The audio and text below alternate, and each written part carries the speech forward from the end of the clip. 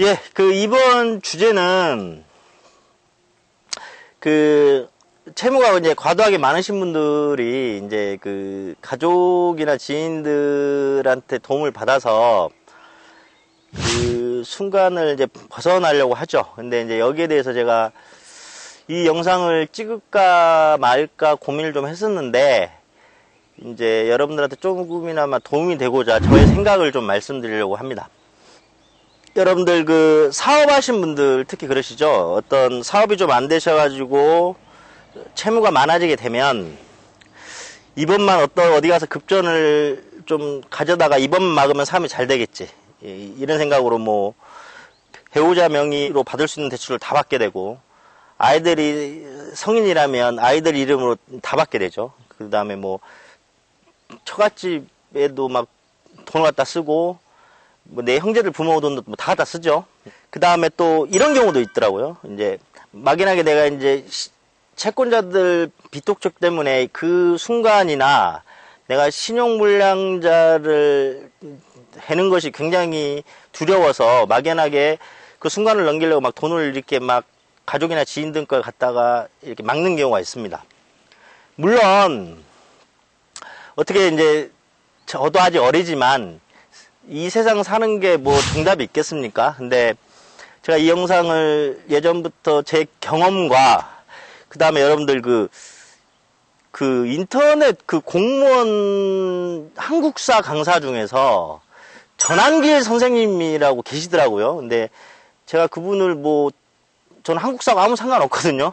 뭐 한국사 학교 다닐 때도 별로 이렇게 좋아하진 않았는데 유튜브를 내가 이렇게 보다가 언뜻 그분이 이제 수업하시면서 하실 말씀을 딱 들었는데 제 생각과 너무나 일치해서 제가 좀 그분 생각과 제 생각을 좀 합쳐서 이 과도한 빚에 힘드신 분들은 주변이나 지인분들의 어떤 돈을 갖다가 순간을 모면하지 마시고 그냥 현재의 법과 제도인 개인의 생각, 개인 파산으로 혼자 이겨내셔야 된다는 생각을 제 개인적인 주관적인 견해입니다. 이제 선택은 여러분들이 하시는 건데, 방금 전에 말씀드린 전한길이라는 한국사 선생님께서는, 굉장하시더라고요. 제가 그분을 개인적으로 인연이 있거나 이러진 않는데, 그분 1년간 그분 한국사 수강생이 10만 명이 넘어가세요. 그러니까,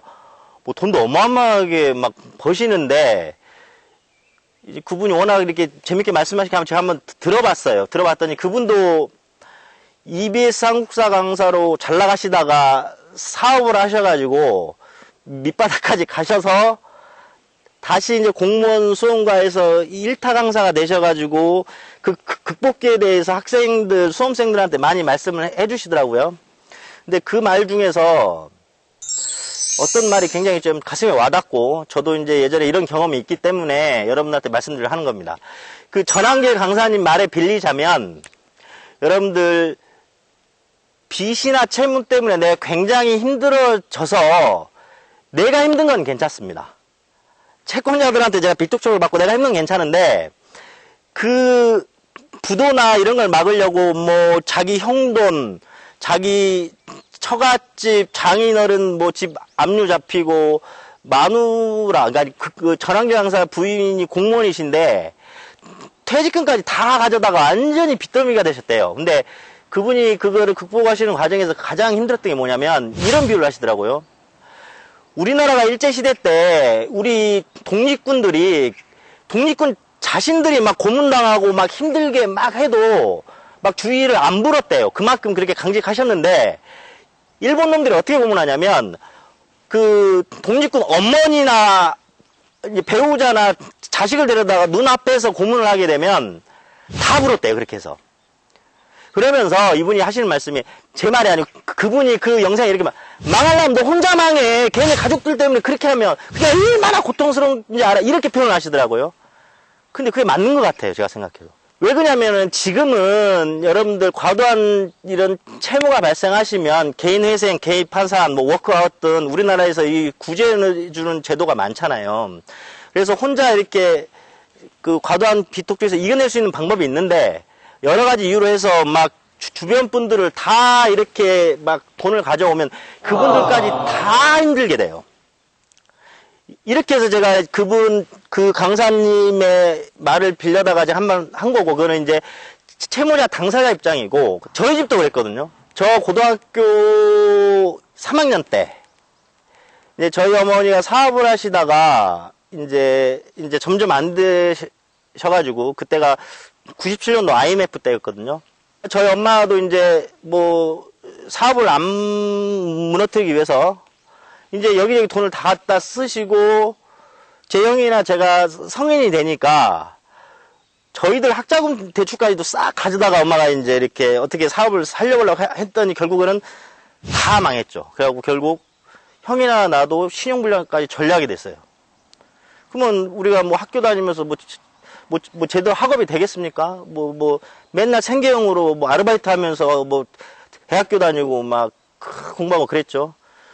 그래서 저희들도, 저나 제 형도 그걸 이겨내는데 굉장히 힘들었습니다. 시간도 많이 걸리고 10년 넘게 굉장히 고생했어요, 여러분들. 제가 감히 이제 어린 나이지만 저보다 이제 인생의 어르신들도 이 영상을 보시고 하시겠지만, 제 말은 그 전한길이라는 강사님이 말씀하신 것처럼 나 힘든 건 괜찮은데 내 채무 때문에 내 모든 가족들까지 그 밑바닥에 떨어뜨리면 자기가 굶는 건 괜찮대요. 근데 내 배우자, 내 새끼, 그 다음에 내 가족들까지 다 이렇게 힘들어서 밑바닥을 사는 모습을 보면 그게 그렇게 고통스러울 수 없었다는 겁니다.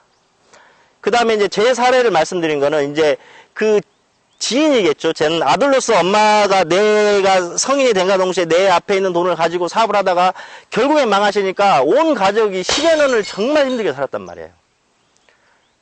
해서 제가 이거는 개인회생 절차가 아닌, 개인 파산 절차가 아닌, 여러분들 현대 우리나라는 여러분들이 힘든 독촉을 이겨낼 수 있는 여러 가지 제도를 뒀단 말이에요.